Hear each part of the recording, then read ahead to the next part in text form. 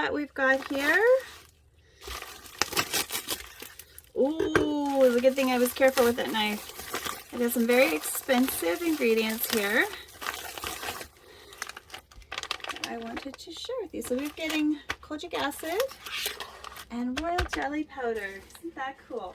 So these are the very, very expensive ingredients that you use in beauty products, and I cannot wait to show you how to use these.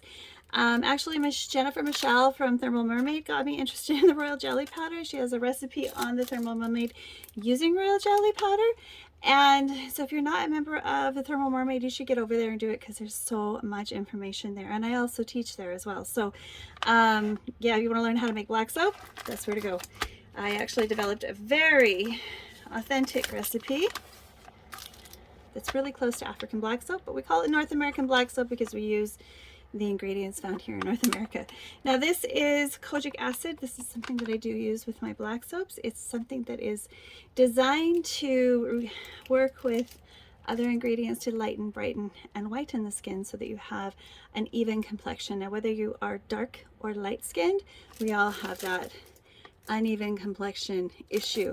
So I'm very interested in testing how they work so that maybe I can have more even skin tone in areas that I want that. All right, so if you enjoyed this, please click like and subscribe. If you want to learn how to work with these ingredients, please come back. If maybe this is an older video and you're just coming across it, just type in royal jelly on my website, on my channel here on Jen Spice, and you'll find the project that I used kojic acid and royal jelly. And so yeah, any old time you can find it. We have hundreds of videos up now on our site. I also have Patreon, so if there's something that you wanted to ask me personally, formulation questions, that kind of thing, I am available there as well. So if you enjoyed this, please click like and subscribe. If you want to learn more about these ingredients, please come back. Bye for now.